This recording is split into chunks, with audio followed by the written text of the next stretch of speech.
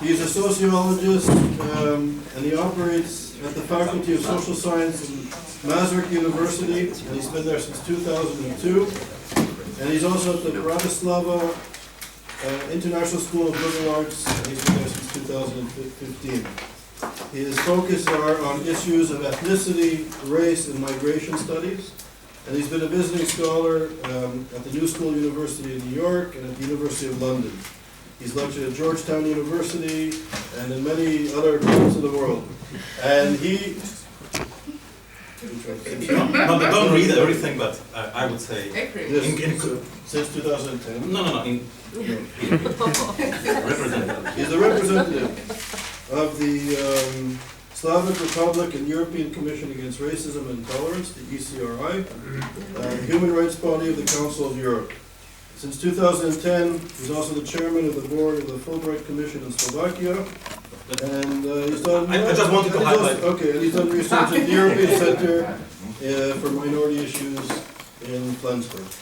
And most importantly, he took the program that you're on last summer, and it was a distinct honor to invite him back as a lecturer here. He's a serious, knowledgeable scholar. And today he will speak about from Masaryk to Butora, recent anti-Semitism in Central Europe and its functions. So I think very importantly, we spent time understanding the rise of this reactionary social movement in the Middle East, and now we're also in the next few days we'll have some focus on what's going on in Europe. So thank you for Thank you very much, Charles. I wanted to highlight my ECRI affiliation because that's something what I'm proud of, and besides other things, I'm sitting next to Michael Wine. I believe that you met him yesterday in London, and we are somehow fighting with racism in Europe. Not successfully enough, I would say, but we are trying. Okay. Well, I know, and I heard that you're actually falling asleep every day after the lunch. So this is really a challenge for me how to keep you alive. I'll do my best. And just a few words about my motivation. Last year, I realized that the program was focused on many interesting things, but what was missing somehow was a Central European perspective.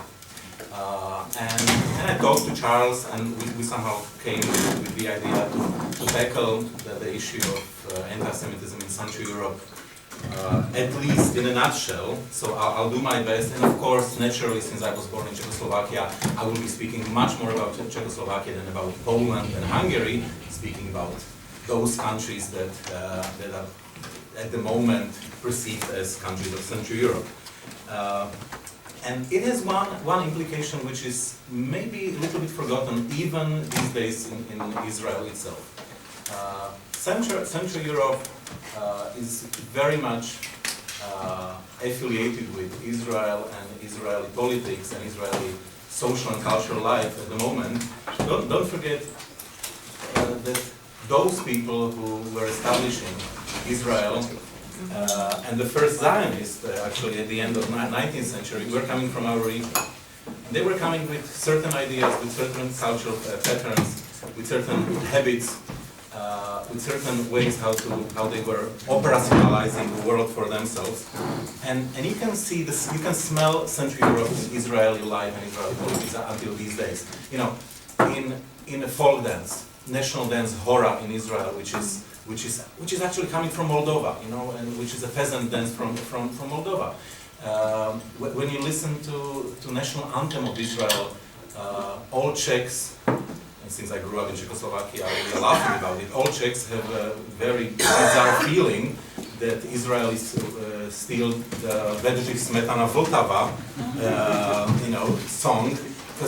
And when Israelis are landing in Prague, and when Czech airlines are featuring Vltava by Bedřich Smetana, Israeli tourists asking themselves why they are actually featuring national anthem of Israel to us. This is very pleasant. Those songs are, and by the way, even the words are actually resembling Polish national anthem. Jeszcze Polska nie zginęła. You know, our hope is still alive. You know, if I remember Israeli anthem properly. And of course, even Knesset was shaped after Polish Sejm.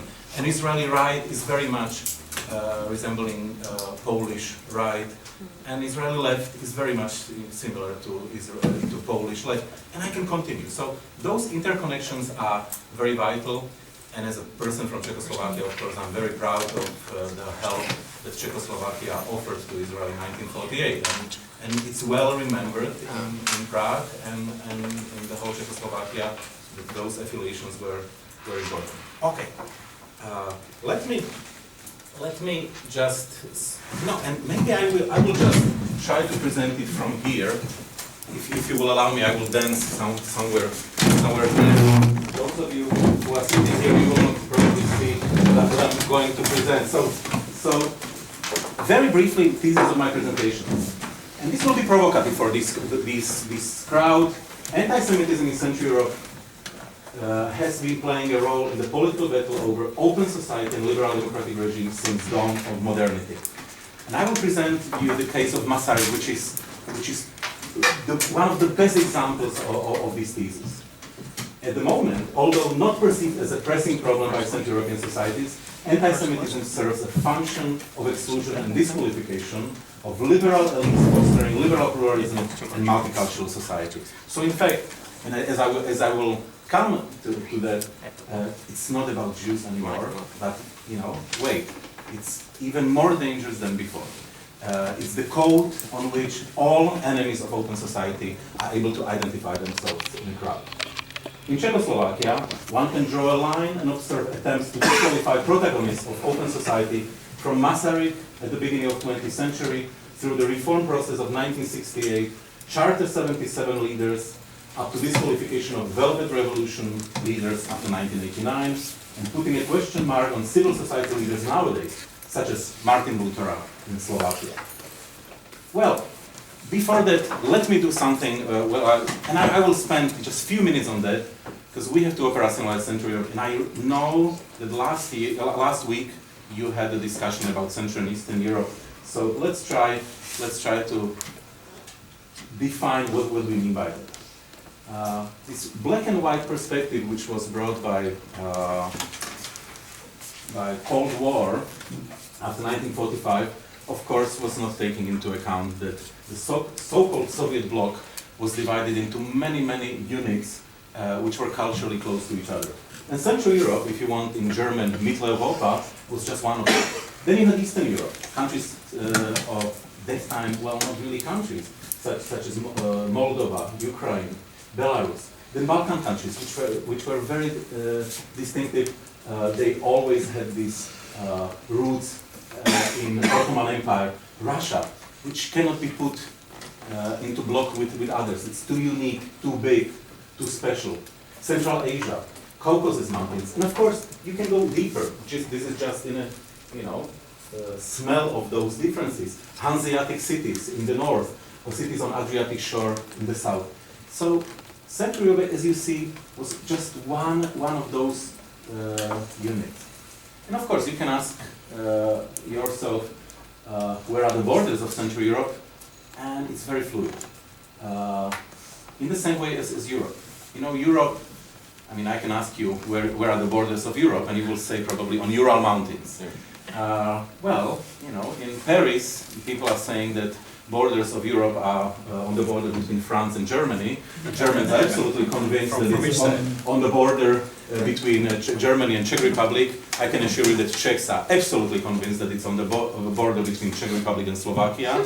Slovaks are putting it on the Slovak-Ukrainian border, etc., etc. And people in Vienna are saying that actually Asia starts already in 13th district of Vienna, inhabited by Serbs and Turks. So there are very fluid borders, and people from Asia actually can say that it's a peninsula or subcontinent. Europe is a subcontinent of Eurasia. So Central Europe has very liquid borders. And how to define it? There are many ways. There are cultural definitions, and I'm going back to Milan Kundera's definitions, who said, in this romantic style, that Central Europe is the place in Europe which is smelled by beer and by watermelons, and all train stations look very much the same, and once they were named after Kaiser Franz Josef. it's a space of cultural trauma. This is how we very often define it. Traumas caused, I mean, there are Polish colleagues who, you know, for Poles, Warsaw Uprising, even after three generations, is highly traumatic event. Revolution in Hungary, 56, highly traumatic event for Hungarians, and the same occupation of Czechoslovakia for us. You know, I grew up in a situation when this was discussed practically every day, and this is how we can define Central Europe as well. By the way, how Central Europe was rediscovering in the 80s, some of you might remember it when Kundera brought his definition of Central Europe, how to distinguish this part of Europe from the rest of Eastern Bloc, from the grayness of Eastern Bloc. And with a lot of sadness and frustration, he was defining Westernness of Central Europe. That this is the West which was kidnapped to the East by, you know, in this metaphoric way, how Zeus is kidnapping Europe from the beach. And he's writing the deep meaning of their resistance is to struggle to preserve their identity, or to put it another way, to preserve their Westernness. In 1989, of course, it changed very much, but I will come to that. Some people still define it as a Zwischen Europa, you know, genuine German concept, basically countries in between Germany and Russia. We don't have time to go deeper, unfortunately. Mitteleuropa, German concept of Central Europe, which is basically saying these are lands which were heavily influenced by German culture, not necessarily by German nation, but by German culture. Bloodlands, you know, I know that some of people here, you know, I'm looking at Charles, don't like particularly Timothy Snyder, but yeah, I mean, this is the. He's a gentleman. Sorry? He's a gentleman. He's a nice man. Yes, no, his ideas are problematic. Okay. Yeah. So you know, but still, some people are defining Central Europe through, you know, the bloodlands, you know, the land which is soaked by blood for centuries. Small ethno-linguistic national states. You know, after the collapse of Austro-Hungarian Empire, the whole Central Europe changed into the bunch of small ethno-linguistic states that are fighting each other. They didn't reconcile with each other, and it's increasingly problematic. And it's waiting for the reconciliation. You know, I would call it reproachment, not really reconciliation will happen there. And we, of course, we are very proud of ourselves. We think that we are a region of great brains. You know, you are recognizing Freud, who was from the recent Czech Republic, or Skłodowska from Poland, or, you know, Rubik from Hungary, and of course many others. You know, I can continue with that. And today, Central Europe is institutionalized in a form of so-called Visegrad Group countries since 1991, which was an attempt to unify Central Europe in the same way as there was an attempt already in the 14th century to unify Central Europe against enemies from the west, east, and the south. Not very successful. Well, that was the destiny of Central Europe later. Now Visegrad Group is functioning, but also with some negative elements, and I will come to that. This is how I define Central Europe. You know, Apfelstrudel culture. When you will have good Apfelstrudel, you know you are in Central Europe. You know, either in Lemberg, Lviv, or somewhere in Bavaria, you are in Central Europe. Including Tel Aviv? Including Tel Aviv, of course. No. And this is a serious note. I mean, I consider Israel, or part of Israel, as being very Central European. I agree with you. Absolutely. What was unifying Central Europe? Because, you know, you can ask, so where is Central Europe now? Why it's disappearing from our mind? I believe it's because two elements which were unifying Central Europe in the past are gone: Jews and Germans. Those two were the most important elements that, and let me say in a very normative sense, that I'm very unhappy that those two elements are gone, because Central Europe cannot be revitalized in its form as it used to. And this is how, probably also because the previous, you know, the information from the previous slide, this is where we are heading to now. What we are experiencing these days in Central Europe, and if you want in Visegrad Group countries, is the end of liberal consensus about the future of the region. The region started to backslide back in time into illiberal democracies, procedural democracies, soft autocracies, and hybrid forms of authoritarianism.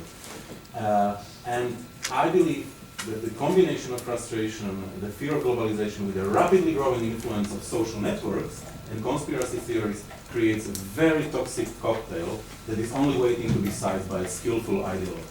And there are some in the region, and they are pretty successful. I mean, I don't want to speak about Hungary, but I mean, quite recently, our Hungarian colleagues are recognizing it. Just for those of you who don't speak Hungarian, I mean, this is an official campaign of Hungary, which was running for what, 2 or 3 weeks in Hungary. It's earlier actually, but the high-profile part, that placard.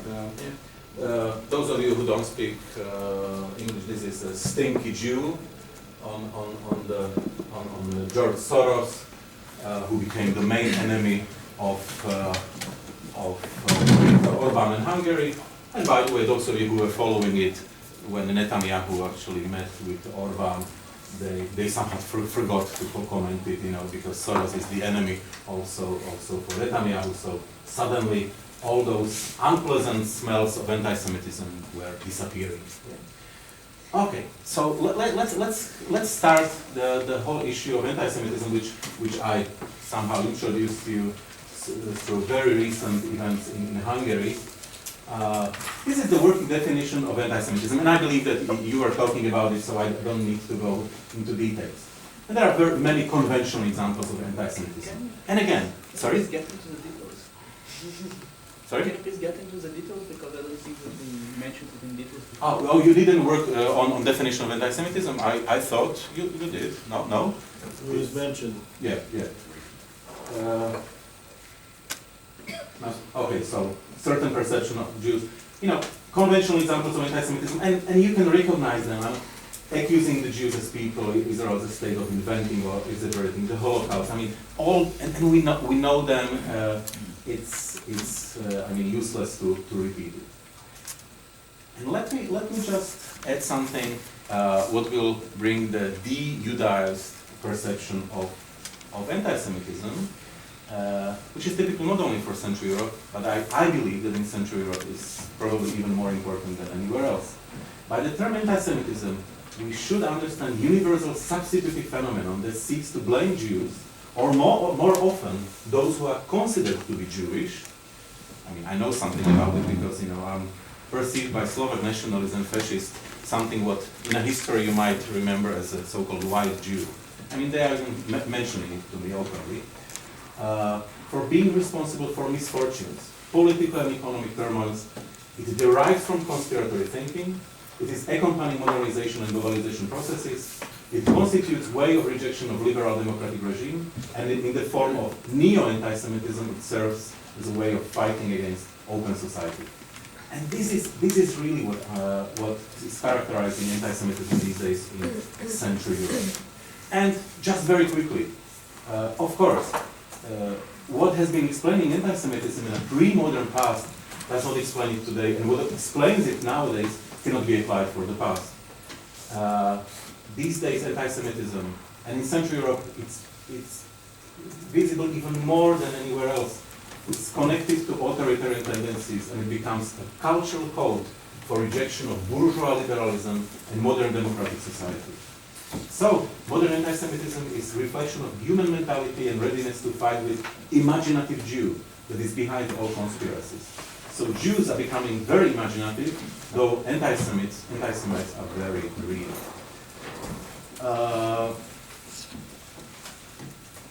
Okay, I will switch this.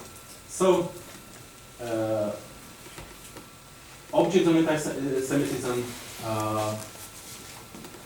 it is modern society that becomes an object of modern anti-Semitism.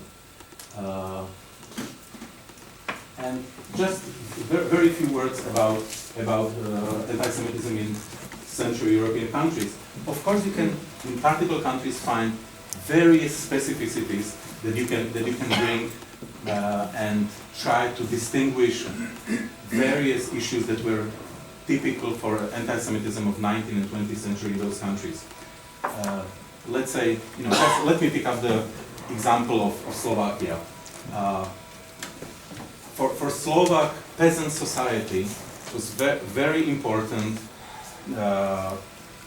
to identify Jews with, firstly, those who are serving them alcohol in pubs, and creating alcoholics out of Slovaks. This was a major, major accusation of Jews. And secondly, and again, this is a certain particularity of Slovakia. The Slovaks perceived many Jews as those who were prior 1918 Hungarizing Slovakia. So they were serving somehow Hungarian. They were serving the Hungarian rule in those parts which were not inhabited by Hungarians themselves. Yet in the Czech lands, anti-Semitism was always very low. So the accusation of this type you wouldn't find. And we don't have time, so I would go to, of course, to Hungarian and Polish perceptions, which are again slightly different. There is a difference how, let's say, Polish and Slovak anti-Semitism is not primarily racist, but rather economic, while in Hungarian and Czech lands you would see much more the influence of German racist anti-Semitism of 19th century. And of course, Holocaust, in the way it was, it happened in those countries, has a direct implication on anti-Semitism these days. So you can imagine that Holocaust, which was directly produced by Slovak fascist state, and Slovaks are co-responsible, and I would say even responsible for Holocaust in Slovakia, unlike, let's say, Czechs, that is playing certain role these days. Very old research, but very good one, because we can see the differences between countries. When you look at those 5 countries, and Austria is very important here, and we have 4 various spheres. It's about influence of Jews, rejection and eviction of Jews, conspiracy theories how Jews are ruling the world, and certain attempts to put Jews under control. And when you look at those numbers, I mean, if you are following it, what you can say, what are your first thoughts about those countries? I mean, now this is a test whether you are following. It's very hard to read the blank tables. Okay, Hungary, Czech Republic, Slovakia, Poland, Austria. And Austria is important here, of course. Okay, so very briefly. Very often, scholars after 1989 had a tendency to explain anti-Semitism, racism after 1989 as a result of post-communism. Everything was frozen in a refrigerator, now it's being opened, it's pretty stinky, and and look at Austria. They didn't have communism, and in many ways the numbers, and let me be normative, even worse, in many ways. Secondly, if you look at those 5 countries of Central Europe, immediately you can recognize that Czechs are and let me be again, I mean this is simplification, the least anti-Semitic nation of the whole region. And there are many explanations of this. First of all, Czech Jews were always highly identified with Czechs, which were very developed in the same way as Germans.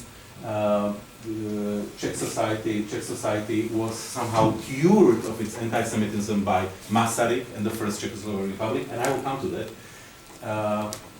And of course, until these days, if those of you who are following it, Czech Republic is practically the only European Union country which is sometimes voting against Brussels' decisions about policies in Israel. I mean, Israel is probably following it, that if you have the voice against some of Brussels' decisions, it's coming from the Czech Republic. And again, the level of, let's say, conspiracy thinking. In case of Slovakia, the highest in the region, but look at Austria. I mean, very close to Slovakia. while in the Czech Republic, much less. So you see that when we are speaking about Central Europe, we speak about relatively heterogeneous region in this respect. Charles, yeah. Least access or exposure to Jews, though, which is not a good sign. The bottom category, Yeah. only 12%. Yeah, absolutely. While let's say in Poland, you see that the number is much higher. But you know, Poland is very often accused of being very anti-Semitic. But if you compare, let's say, this conspiracy type of thinking, look, in Austria, it's even higher. We can return to it if you want. So, but what is the core of the problem here? And let me mention something as a sociologist. How to become part of the core?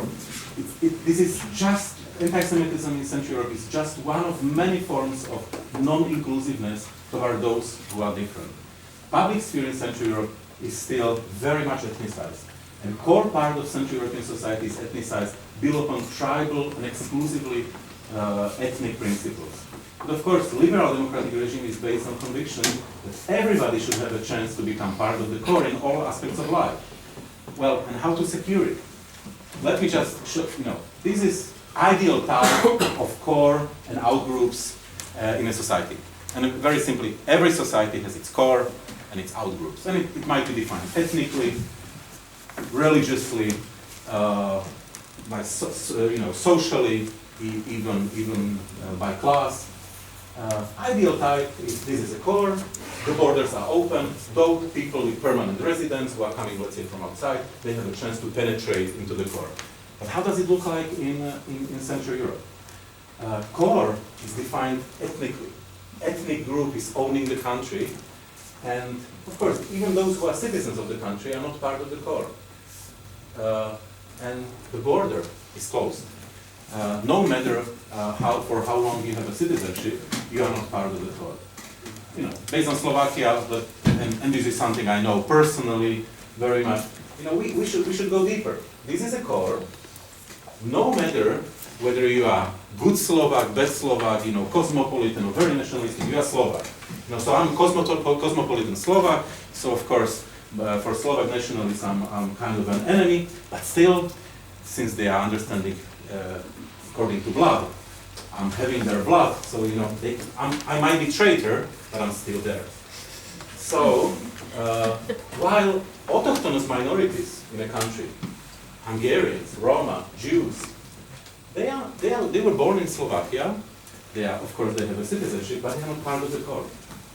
And then those who came from outside, they have, of course, zero chances to penetrate into the core. And how does it look like in an everyday simplification of life? There's a core, an outgroup, non-citizens, non-Slovak, bad Slovak, good Slovak. Yeah, we can apply it to Hungarians, to Poles. The discourse in Poland is going the same way. Good Poles, bad Poles.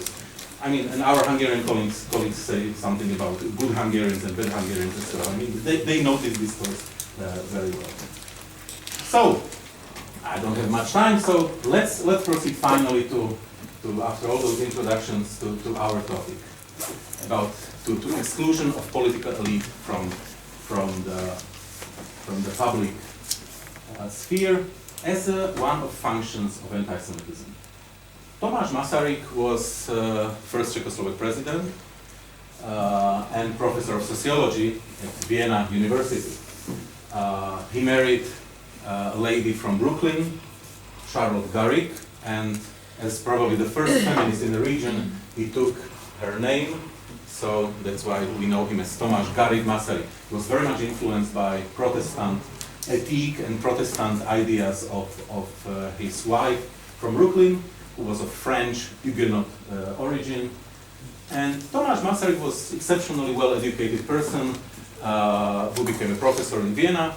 And until the end of 19th century, when he was almost 50, nobody was questioning his origin. But then, so-called Pilsner affair started. And probably everybody, all of you know what the Pilsner affair was. No. No? Okay. Everybody knows Dreyfus affair. Yeah. And this was very similar. One particular night, in one unimportant village of Austria at that time, today Czech Republic, the village or city of Polna, local Christian lady was murdered, Aneška Hrůzová. They didn't find, there was a light rain during the night, and they didn't find any blood.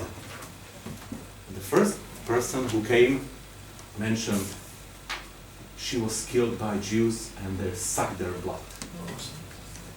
Well, without any proofs, of course, the information started to live its life. They found absolutely unimportant person in a city of Jewish origin, Mr. Pilsner. They accused him without any proofs. He was sentenced to life, first to death, then to life sentence. And Masaryk immediately understood, he started to speak in favor of Pilsner, because he immediately understood that this is not about Pilsner. This is not even about Jews.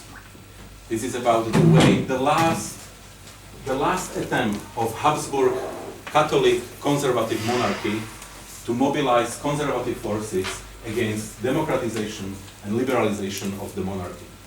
Masaryk understood it very, very quickly, and immediately after that he was an MP in an Austrian parliament at the time, and immediately after that various interesting things started to happen. Anti-Semites started to question his origin and how his uneducated father from Slovakia married a relatively well-educated Czech, his mother, who was actually German speaker, so how did they communicate, and why actually he was born in Slovakia in a neighboring village to Hodonín, city of Hodonín, Göding. So because his mother was obviously serving in the most, in the richest house of the richest, the Jewish person in Hodonín, and various anti-Semitic myths started to be created about Masaryk. The myth is actually alive until these days. Flowers, you can find flowers on the grave of Aneška Hrůzová in Polna until these days. Czech fascists are bringing it until these days. As you realized, I'm from Masaryk University, so the university which is named after Tomáš Masaryk. Even at the university, which is placed in southern Moravia, which is the most Catholic region of the Czech Republic, some of local radical Catholics are still pouring the fire into the the oil into the fire, and still somehow trying to awake the myth about Jewish origin of Masaryk. And again, Masaryk simply was completely shocked by the whole campaign. His own father, who was a relatively uneducated person, asked him once before he died, "Tomáš, why are you doing this? There are only two options. For anti-Semites, there were only two options. Either Masaryk is Jewish, or he is paid by Jews." They didn't realize, they didn't understand that Masaryk is doing it precisely because he decoded the aims of anti-Semites in this situation. The life, of course, went on in Czechoslovakia, and after, I'm on purpose, I'm jumping through the World War II. At the beginning of the 50s, Czechoslovakia witnessed dramatic anti-Zionist campaign. It followed also the changes in attitudes toward Israel. Jews started to be understood as bourgeois elements, and anti-Zionism reached its peak during the Slansky trial. Probably for many of you, Slansky trial is relatively well known. Slansky trial was a show trial against elements of the Communist Party of Czechoslovakia, who were thought to have adopted the line of the maverick Yugoslav leader Josip Broz Tito. In 1952, Rudolf Slansky, General Secretary of Communist Party, and other 13 members, and this is important, 11 of them Jews, were accused of participating in Trotsky-Titoist Zionist conspiracy and community. And again, this is important. 11 of these people were Jewish, and during the trial, their Jewish names were mentioned on purpose to start and heat the atmosphere in the country. Anti-Zionism continued to be parties and state doctrine in 50s and 60s in Czechoslovakia, but most of the time it was not directed at citizens of Czechoslovakia. In 1967 it changed. And this must be noted because, again, the story of Israel, anti-Semitism, Jews, was somehow connected to the reform process of 1968. And in Czechoslovakia this is very much forgotten already. After 1967, when Soviet Union and satellites were criticizing Israel, intellectuals of Czechoslovakia stood up and actually supported Israel in its effort and its battle with Arabic countries. And it was a clear and the first sign of disobedience to official politics. And it very much contributed to consequences to the Prague Spring, which is well known. Very interesting is the case of Slovak writer Ladislav Načko, who actually emigrated to Israel, and he was deprived of his Czechoslovak citizenship. But by the way, it returned to him in the spring of 1968 in a silence. But what happened was that conservative, by conservative I mean Stalinist forces in Czechoslovakia started to utilize anti-Semitism and Zionism against the leaders and protagonists of the Prague Spring. And one of the best examples of it was Edward Goldstücker, chairman of the Writers' Union. So those who were driving force of democratization were accused by media of Soviet Union, Poland, and Eastern Germany to be agents of Zionist centers. And it worked perfectly. Edward Goldstücker, just very briefly, by the way, he was residing in the UK, in the country where we are now, for 20 years, since 1968 until 1989, when he returned to Czechoslovakia. He was born in a small town in Slovakia. He was of Jewish origin, and he actually became the first Czechoslovak ambassador to Israel at the beginning of the 50s. And he became one of the most visible target for these conservative Stalinist forces.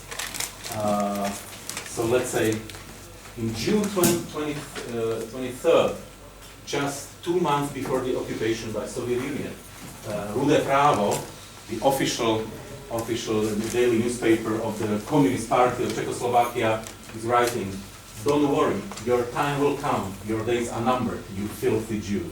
Yeah, this is and remember, this is an official daily newspaper. Yeah? So of course, you immediately see how Zionism and anti-Semitism was utilized here.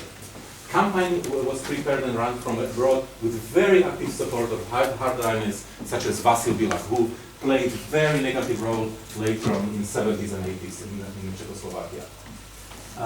So Jewish background of leaders of the Prague Spring started to heat discussion, although most of the intellectuals who were driving forces of the reform process were not Jewish, obviously.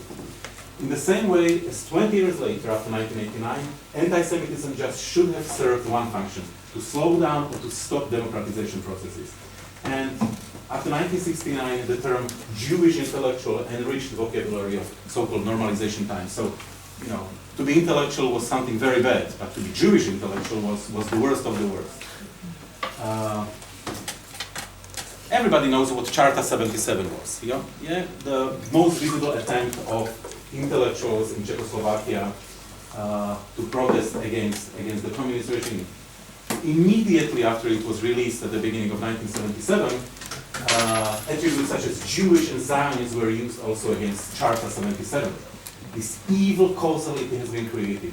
Mixture of Zionists, Freemasons, Jews provoked all stereotypes and prejudices. And campaign against Charta 77 actually focused on those signatories who were of Jewish origin. They were picking up them, on purpose. And I must say, by the way, I remember it as a child in some of daily newspapers, cartoons about Zionists, imperialists, how they were merging. this anti-Zionist propaganda was relatively successful. And let me show you what I mean by that. This is the outcome of anti-Zionist propaganda in Czechoslovakia. Very interesting figures from the middle of the 90s. And if you compare 4 Visegrad Group countries, what you can see in comparison to previous data, you can immediately see that, do you agree with those people who say Zionism is racism?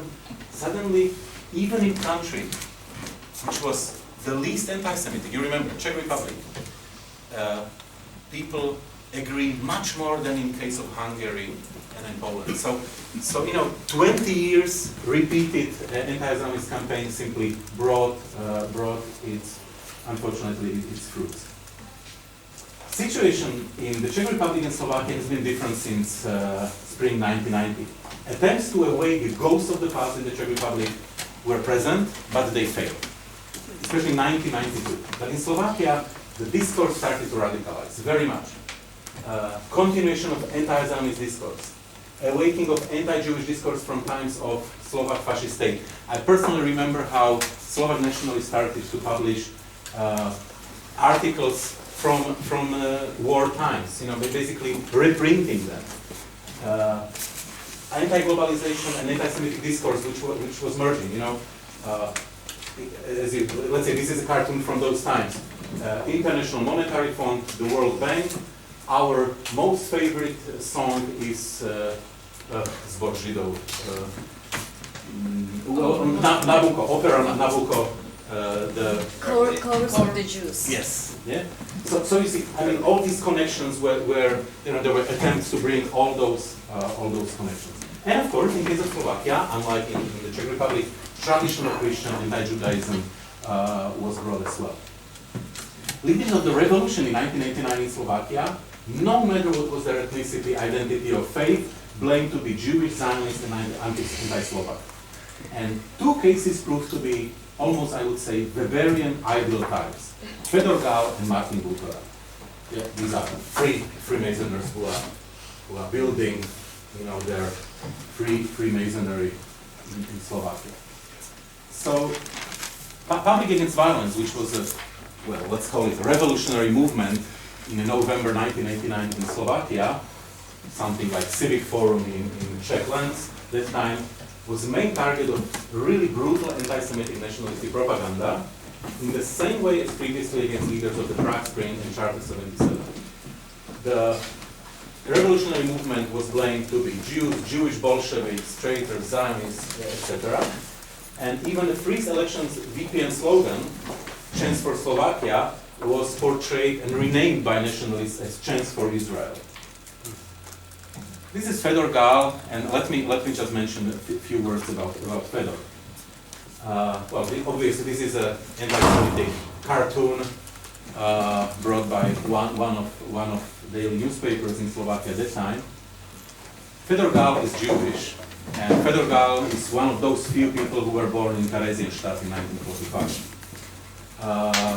And he survived. He became one of the leaders of the Velvet Revolution in Slovakia and chairman of the movement until 1991.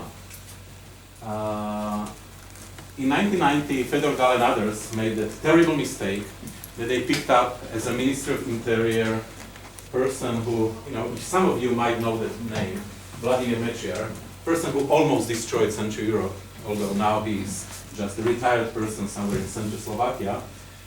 By the way, that was one of the most bizarre selection of Minister of Interior in the history. They simply organized a competition. Intellectuals after successful revolution were thinking, some of them were political scientists, sociologists, painters, whatever. And, okay, so who will be running Ministry of Interior? So let's organize a competition, that will be fair. And suddenly a guy came and he knew everything about internal structure of a communist Ministry of Interior. And those guys just didn't come to the idea, how come he knows everything about Ministry of Interior under communism? So Vladimir Mečiar became Minister of Interior, and later, unfortunately, he not only buried all these people, but also almost buried the chances of Slovakia to be part of the civilized world, But thank God in 1998 we defeated it. But when Fedor Gál already understood with his friends in the VPN that Vladimir Mečiar is the danger person, they removed him from the position of prime minister at that time, and he became the most salient, visible symbol of betrayal and anti-Semitic campaign forced him to leave Slovakia. I mean, I know Fedor since those times, and he was literally beaten every day on streets. People were spitting on him, and he decided to leave to Prague.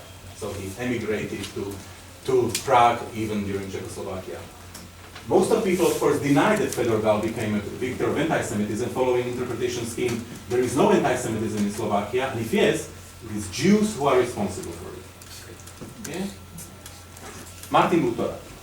Martin Butora is one of the most prominent figures of civil society these days in Slovakia, also sociologist in the same way as Thomas Masaryk. And Martin Butora is not Jewish. His Jewishness was constructed, and it has been constructed since 1989. Because of many reasons, precisely because he is very cosmopolitan, because he was working on various projects connected to Holocaust with Yale University, let's say, in the past.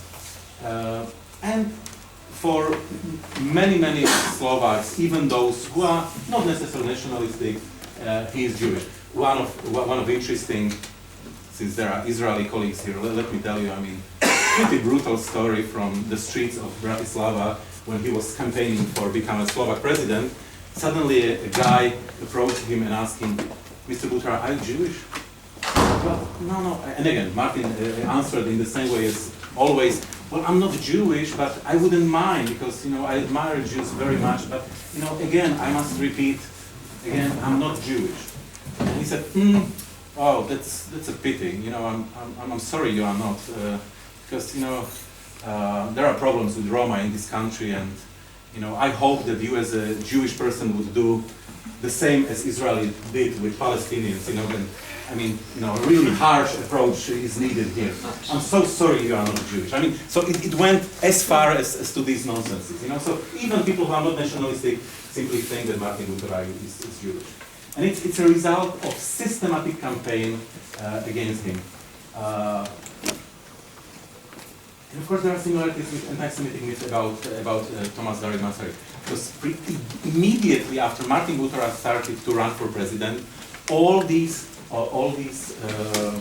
myths started to pop out in Slovak media, and now basically the whole population of Slovakia is well aware of Jewishness of Martin Butora, although he is not Jewish. And it has, again, direct consequences on how people see eventual Jewish president of the country. You see, in every country, there is some resistance to it, but in Slovakia, immediately after Poland, it's still relatively high. So, I know I'm speaking too much, so we are close to the end. Cases of Masaryk from beginning of 20th century, Goldstücker from 1968, Gál from 1991, Butora from 2004 when he was running for president, suggest what is the main reason and function of anti-Semitic campaigns: to get rid of liberal elites from the politics and social life. So anti-Semitism proved to be a good way how to bring false stones into the discussion about modernization of the country. And last slide, and then we can open the discussion. So anti-Semitism in Central Europe is primarily not about Jews anymore. It plays a role in the political battle over open society and liberal democratic regime. But make no mistake, the fact that it's not about Jews anymore doesn't mean that it cannot be awaked in that way. This is exactly what I'm afraid personally these days in Hungary. That when you are using anti-Semitism in a political battle too much, it might be turned against Jews. And since I know people like Agnes Heller in Budapest, she told me how she found David stars on her doors in her apartment. So so not in public space, but actually on her apartment. And this is exactly dangerous. Anti-Semitism, of course, serves a function of exclusion and disqualification of liberal elites fostering liberal pluralism and multicultural society. And anti-Semitism, although not dramatically visible at the moment, influences processes of modernization of Central European countries even these days. Thank you very much.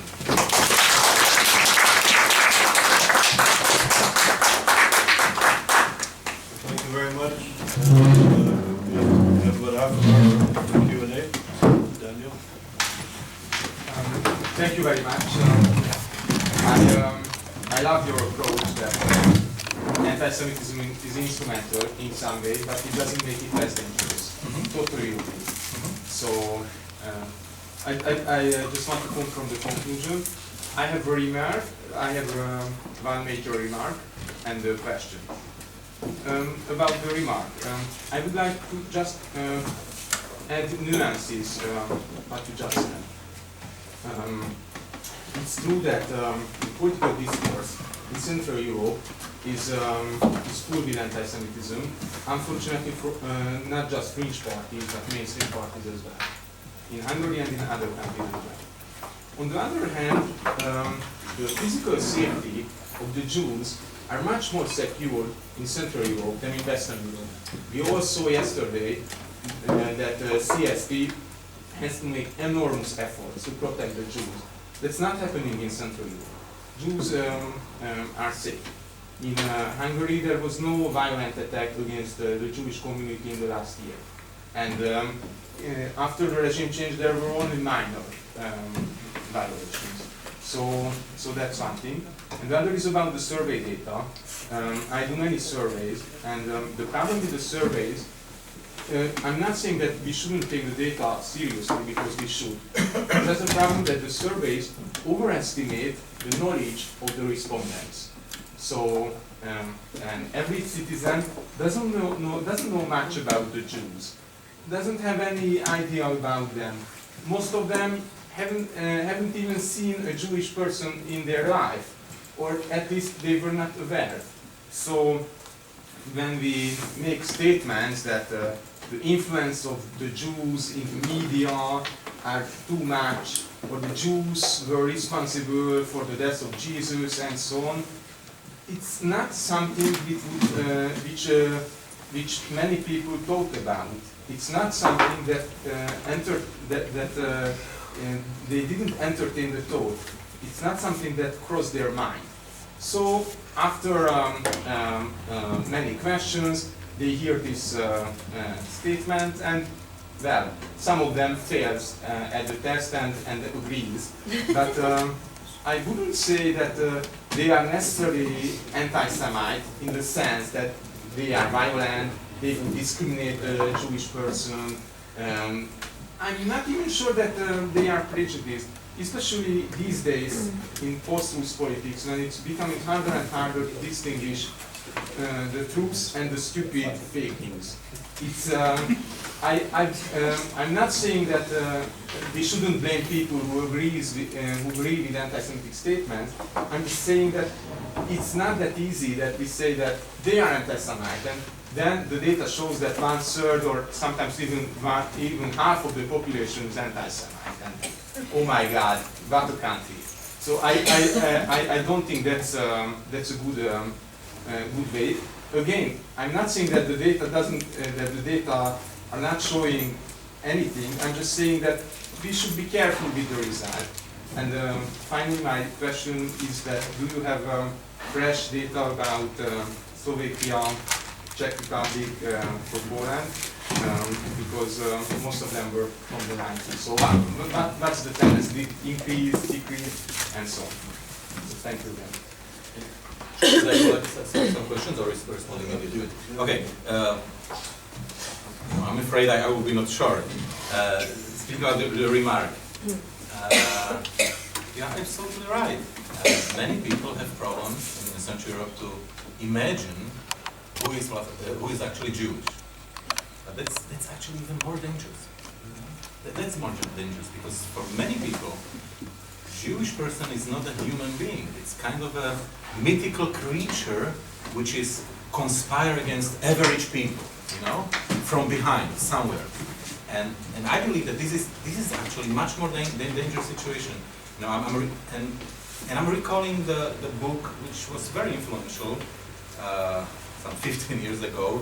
Professor Barkun from the University of New York in Ithaca, Fusion of Paranoia, and he was actually suggesting how internet itself and all various types of conspiratory thinkers are influencing each other. You know, so those who eventually believe that there is a world conspiracy of Jews are somehow belonging to the old school.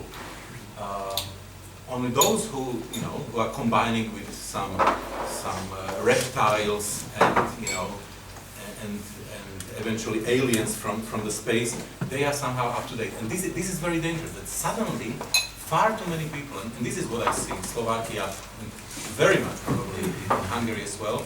Suddenly it's losing the content which was there even in tragic times of the World War II.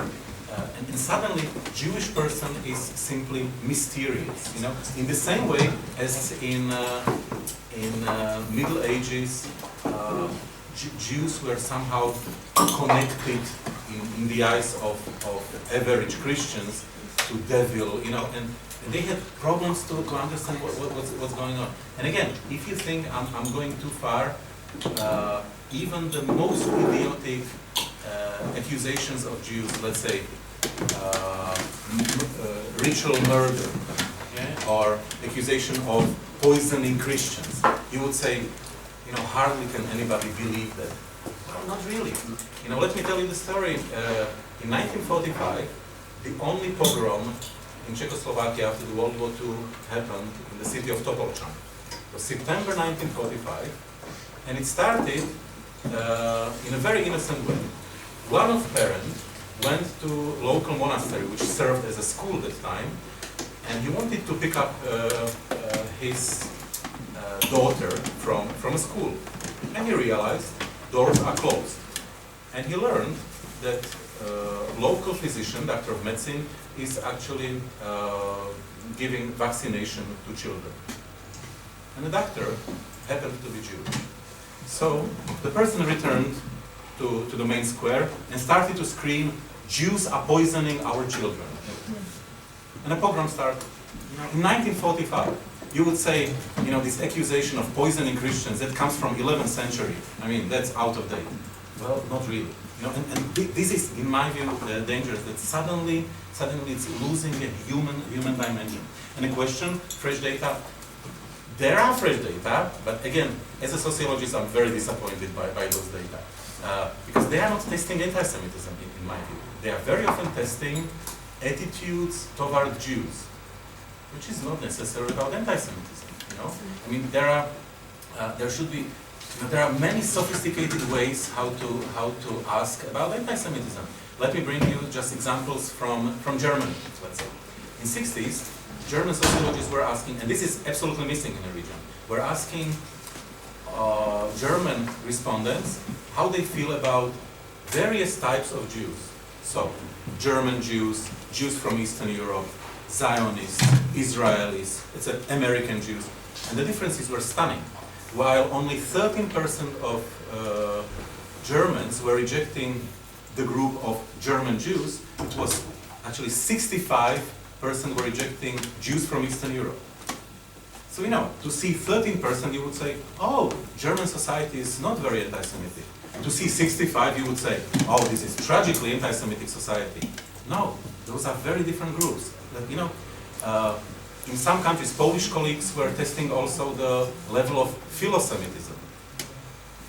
Questions like, if this country was run by Jews since 1989, we would be much better off. I mean, that sounds like a very positive statement. But in fact, it's, where I'm heading to. It's about, these Jews have connections to Wall Street, I mean, they know how to work with money, so if they were running this country, of course we would be much better off. So, it's a philo-Semitic statement, but in fact it's deeply anti-Semitic. Because it's reproducing various prejudices about Jews. And this is what I'm saying, that sometimes I feel that studying anti-Semitism in Central Europe is not what it should be. But yeah. That's okay. There's just a point of clarification. Did you actually say that there were no incidences of anti-Semitism in Hungary for the past year? No physical attack. According to what? I will show you. Because I find this astounding.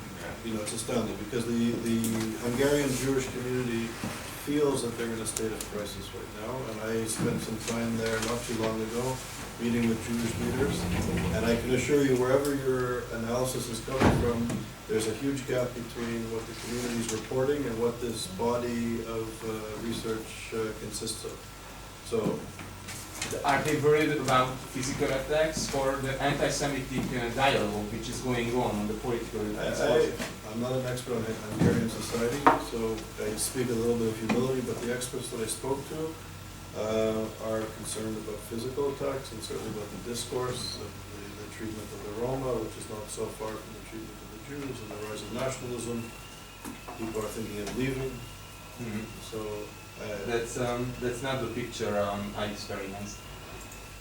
but okay, but I think there are reports that show that there are instances of anti-Semitism, and there are issues of who's collecting the data, and does the population trust the people collecting the data, like they trust the police to etc. etc. So I think Hungarian society on the radar of scholars dealing with anti-Semitism, it's near the top of the list, and there's some very serious issues there. I can't imagine there's no instances. I'm not denying that anti-Semitism is an issue. I'm just saying that no violent attacks. It's just verbal. Yeah, I'd say no. I would have to say that no attacks have been reported to. Which source are you referring to? The police? Because last year we had. Jewish NGO. Well, last year we had a scholar of police and security who was here and who's very well aware of hate crimes against the Jewish population. I should introduce you. She's in Budapest, a fantastic scholar. Okay, Professor, thank you very much for your lecture. Just now I noticed that you mentioned any form of neo-antisemitism and antisemitism serves as a way of fighting against European society. I just wonder, in Central European countries, how antisemitism not only targets Jewish people, but it came to play a very important role in the political battle over open society. I'm a little bit lost. Oh, you, Can you just rephrase it somehow? okay, my question is that just now you mentioned that in nowadays Central European country, anti-Semitism maybe not target Jewish people. It came to play an important role in the political battle over open society. Yes. Okay. What do you exactly mean when you say that? Thank you. The changes of communist regime in 1989, of course, were somehow produced by people who immediately from the beginning wanted to not only build functioning capitalistic society, if you want, in some cases return to, successful industrial era countries such as in the Czech Republic, or in some other cases, to build modern industrial society from the scratch. But of course, in most of countries, immediately from the beginning there was a vision to build open society, which would be copying the model from the Western Europe.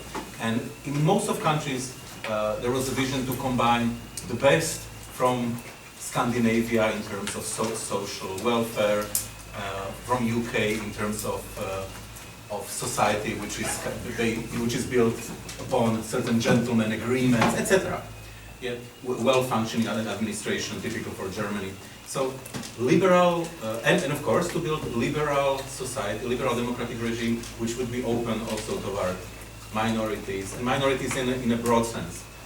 And of course, the recent battle in those countries is exactly about this, how much they will be open, liberal democracies for the future. And all those who are for last 2.5 decades, fighting for liberal democratic regime, sooner or later, once they will start to speak in favor of minorities, if you want these days for LGBT groups, sooner or later they might face the accusation they are Jews. I mean, it happened to me. I mean, that's why I mentioned, since I was working on anti-Semitism, I was accused of Jews, of being of Jewish origin. And when I started to laugh that, guys, I'm really not Jewish, they said, okay, so you are even worse because you are a white Jew.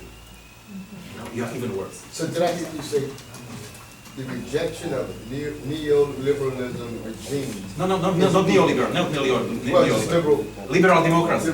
Democracy is equivalent to being a Jew. No. Or you Jews are understood as labeled as a Jew. Yeah, Jews are understood as cosmopolitan people who try to impose liberal democratic regime in order to be successful in a society, because only then they can function well in connection with Jews in the rest of the world. This type of conspiratory thinking. No, hold on. So,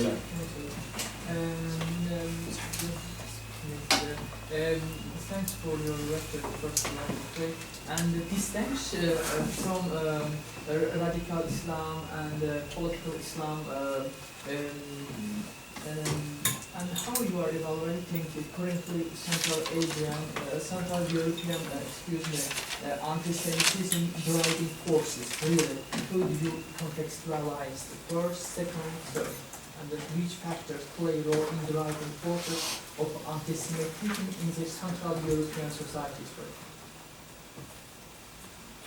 Driving forces. Well, for a second. No. There is. Look, anti-Semitism is cultural code for those who are rejecting open, liberal, democratic society. They are able to recognize themselves. Let me just somehow give you example from biology. When termites are building, how is it called in English? When termite amount, yeah.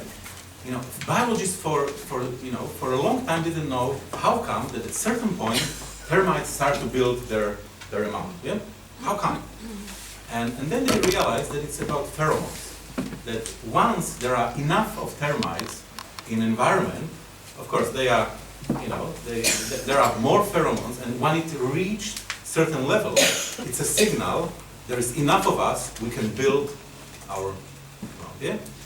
And this is exactly, it's a cultural code. When through the anti-Semitism, they are able to recognize themselves, Because history, for example, against Jews, the Central European Jews, taxes imposed more than another person, for example, in Central European countries. For example, in France, in Central European countries, for example, it is the kind of anti-Semitism, traditional anti-Semitism form. But currently, anti-Semitism traditional, being conservative and attached to Christianity, for example, in Central European countries. I understand. No.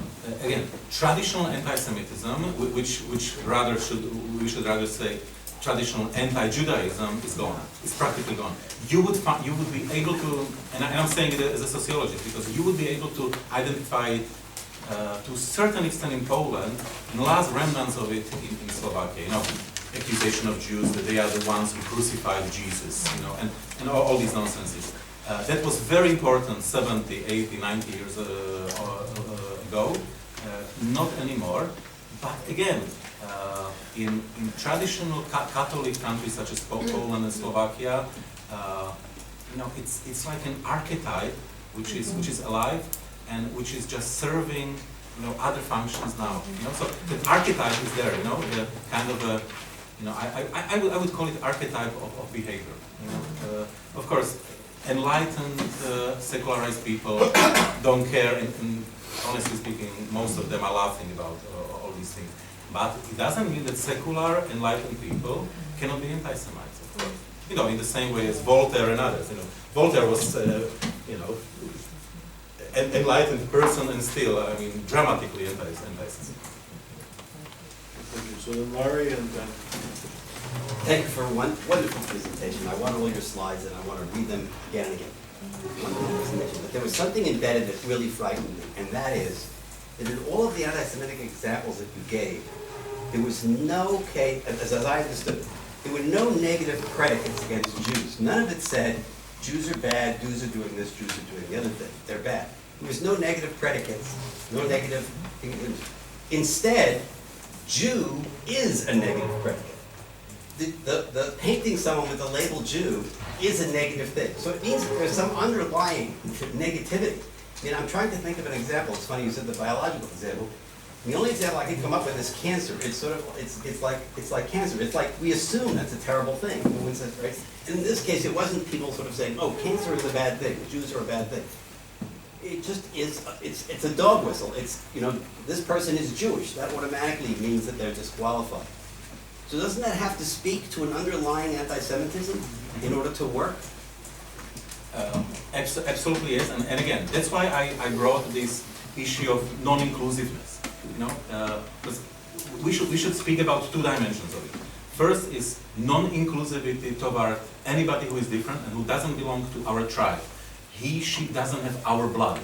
You know, I mean, sorry, Ulrike, I will mention something about Germany now. You know, and this is, you know, this is, you know, there is a third generation of Turkish people in Germany, and those people speak fantastic German with local accent. You know, very often they don't have citizenship of Germany. I mean, which is a bizarre thing. You know, for Americans, it's a bizarre thing. And they are not perceived as a part of the core. Exactly what I was saying, you know. I mean, you know, and this is something what Austrian political scientist Rainer Baubock calls racist paradox. So minorities ask to get integrated into the society, and when they are doing it and succeeding, and of course, in most of cases, minorities are doing it, majority is saying, you know, it's not enough. You should work much harder. So they are increasing demands basically. And why is that? Because in fact, we don't want to see that minority to get integrated. Because we want to see the difference between us and them. Because you know, if we define ourselves based on blood, if they will integrate into our body, their blood will mix with our blood, and that's not what we want. You know, suddenly, you know, we want to see the difference, you know, and this is a tragic of this blood-based tribal, Blood-based core. Blood-based core, because then suddenly those who are coming from outside cannot integrate. Whatever you will do, they will always stay in our group. And if you think I'm going too far, just think about German Jewry in 20s and 30s. The beginning of 20s, rabbis in Germany were warning, Jews will disappear from Germany. They don't visit synagogues. There is such a level of intermarriage with Germans.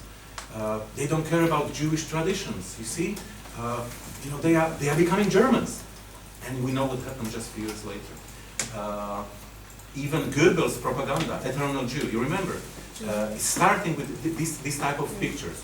There are people who are dancing, obviously, well-being people who are dancing, and the propaganda is saying, look at them, they look like Germans, but be careful, they are not, they are Jews.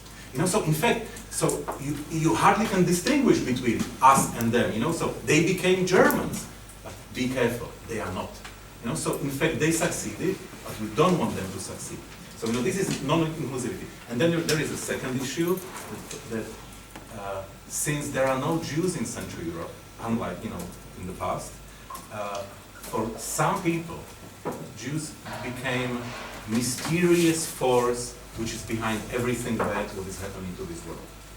Precisely because they don't see them. Yeah? Yes.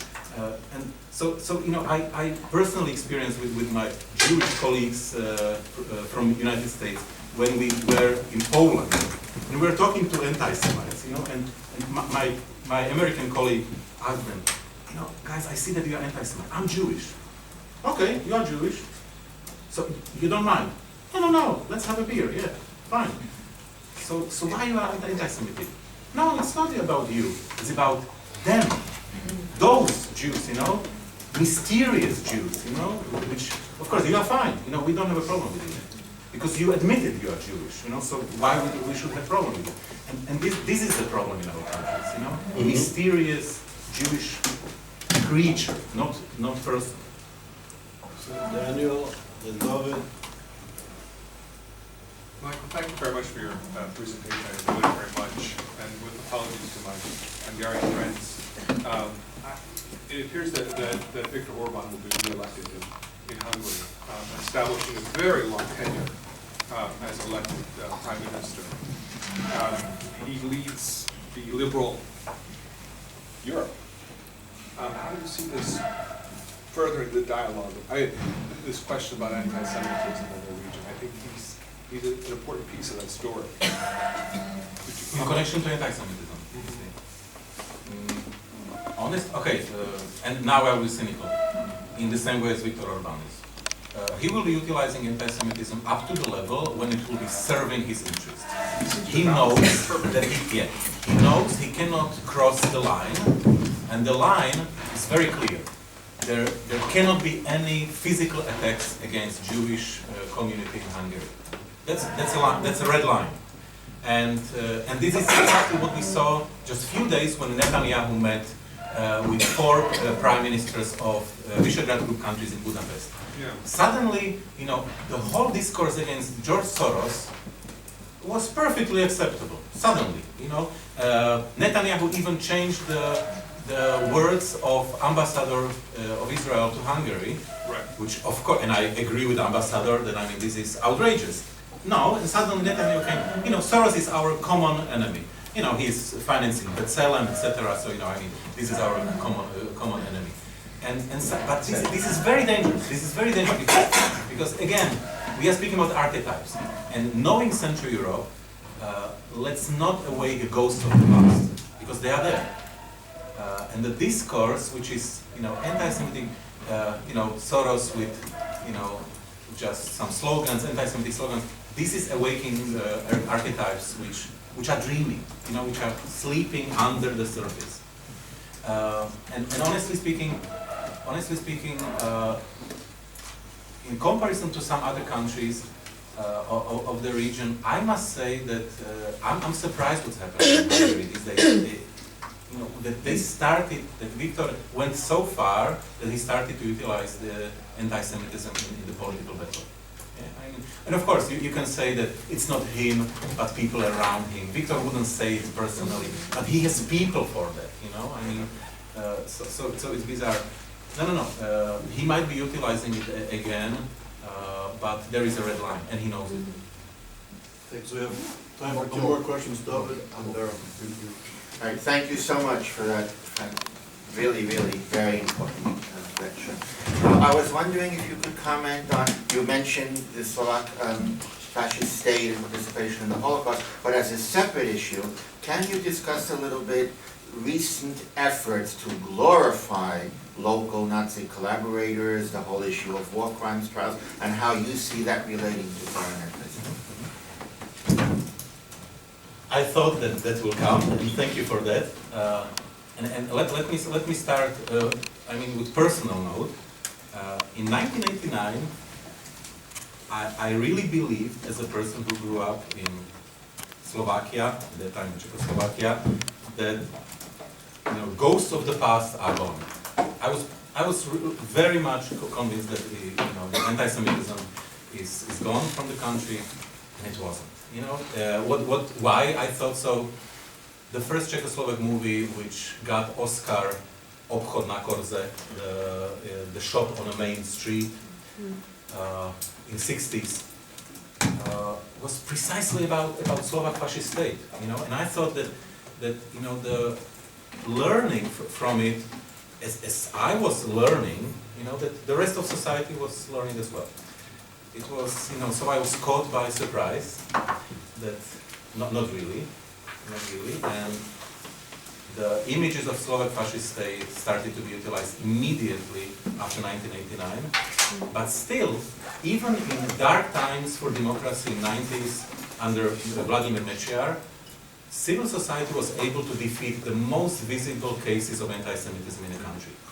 Good example, there was an attempt to distribute books into all primary schools in 1997, produced by one of neo-fascist author, emigree from Australia, Slovak emigrees from Australia, which was outrageous, which was glorifying Slovak fascist state. And the Slovak civil society was able to convince Vladimir Mečiar that too much is too much. And of course he was afraid of reactions from the West, so he said, okay, this is not where we should go.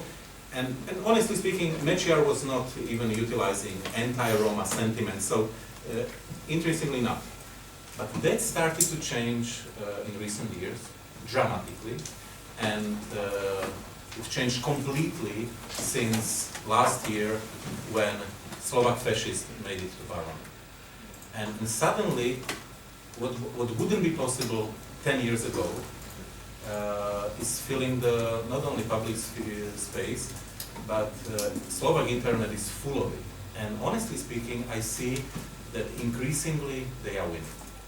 They are winning, and there is, we have an experience that we travel to remote regions of Slovakia from time to time to discuss with young people how they voted, why they voted that way. And we are realizing that in these remote areas, people are ready to vote for Slovak fascists. Their personal hero is Vladimir Putin, and simply, suddenly, all these authoritarian tendencies you can think of, Putin, Slovak fascist state, Nazism, are merging into a really dramatic cocktail. Okay? Still, the recent government is trying to fight the most visible cases of supporting supporting Slovak fascist state.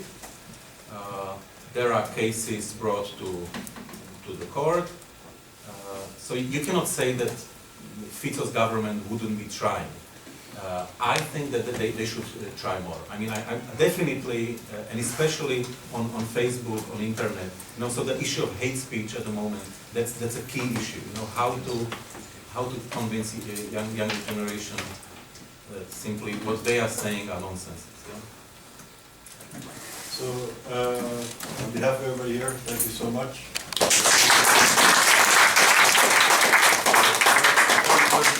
And it's a very important presentation. I just want to say too that I think one of the important elements of this program is the interdisciplinary nature of our work, and to look at things from a conceptual, empirical perspective, from different regional perspectives. And I think by doing this in a comprehensive framework, sometimes things don't add up. I think if we go to a society that has a legacy of anti-Semitism for centuries, that is structured into society, structured into the theology, the social studies, the symbols, into the economic, social, and cultural processes, and we find that the statistic points to no anti-Semitism, or the statistics point to large jumps in anti-Semitism, we have to take it from a comprehensive perspective to understand what's going on in these processes. So your presentation is very important for that. On